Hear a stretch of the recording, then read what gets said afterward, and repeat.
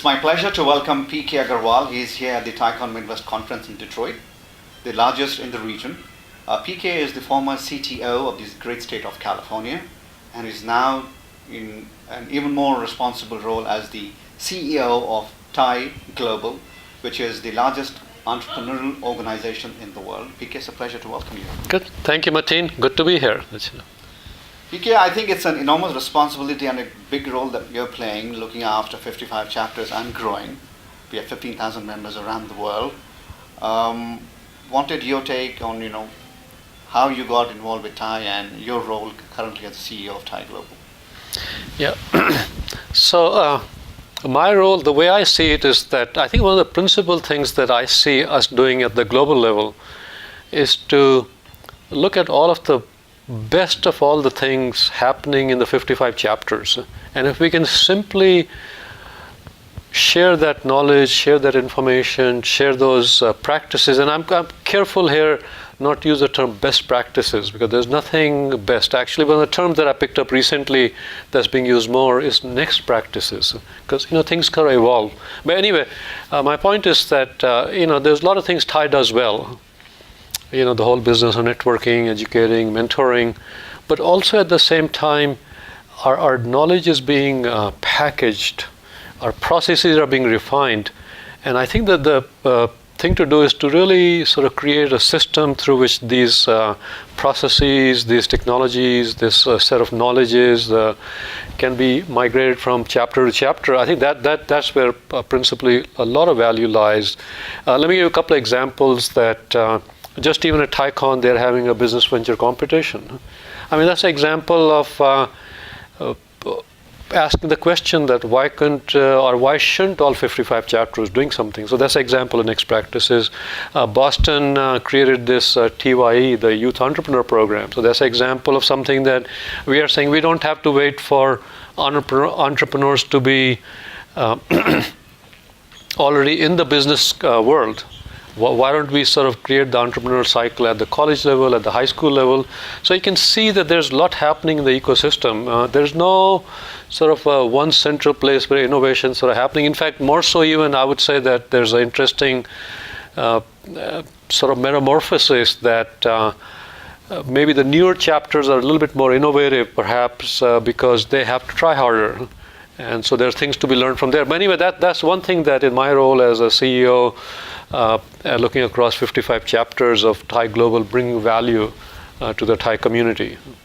I think there is nobody out there who does, fostering and empowering entrepreneurs globally the way Tie does it. But I think for an organization like Tie, which is so huge and expanded, we have to work sometimes and collaborate with governments, not just here but around the world, and with organizations like Kaufman. So there is a thought that without government initiative, without government support in some areas, it's really difficult to have economic empowerment. You need that stimulus at the right place at the right time. I wanted to understand from you, since you have been also the CTO of California, which is a huge state, what has been your experience and where do you think there are rooms or areas of improvement? Great question, Mateen. So let me say this, that this has been a phenomenal learning and a revelation almost on my part, simply to realize that what governments traditionally do in terms of promoting entrepreneurship and what could be done. And I really think that Tie can play a very catalytic role in making that happen. So let me give you some examples that'll help amplify this thing. Governments tend to look at the business of entrepreneurship at a much, much macro level. As an example, that most governments tend to sort of go to conferences, trade shows, economic development forums, and with the whole idea that we are going to sell our state. Governors and presidents travel. Obama's going to be in India. Schwarzenegger's been, many different countries with the idea that we are going to bring in investment or we're going to sell our products in these other locations. And that certainly, from a job creation, economic development standpoint sort of makes sense. But when you look at what Tie does, and Tie does so well, is that really at the micro level, at the grassroots level, creating new enterprises.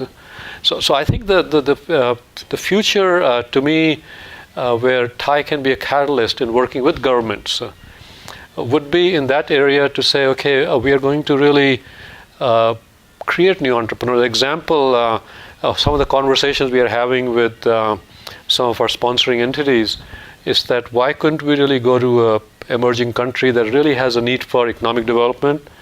Why could we not go there and use Thai's processes and resources and people and consulting, because we have so many 2,500 charter members who are willing to give. Why couldn't we really start to do things like where we could create 3,000 new youth entrepreneurs and 3,000 mature entrepreneurs within a year? So that's the whole idea of creating that sort of a scale. So I think this is where, to me, I think Thai, I really would love to see Thai chapters or Thai Global work with governments and cities and regions and all that to really create a lot of entrepreneurs. And so I really believe there's a lot of room to play there. So picking up on that, the region where we are sitting now, Michigan, as everybody say, this was the center of innovation not very long ago. It has taken a beating more than I think other places in this country. But because of time, because of similar other organizations, there's a lot of hope and excitement and sort of a rejuvenation of entrepreneurship, because I think entrepreneurship is the key to drive the engine of economy.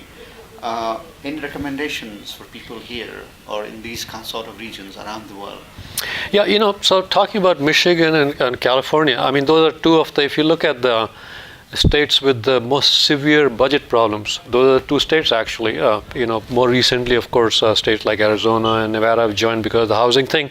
But historically, historically being looking at last 3 to 4 years, those two states have the biggest number of budget problems. So I think since we are here at Thai Midwest in the greater Detroit region, and as you rightfully said, that since the beginning, dawn of the Industrial Revolution, this has been the hub of innovation and entrepreneurship.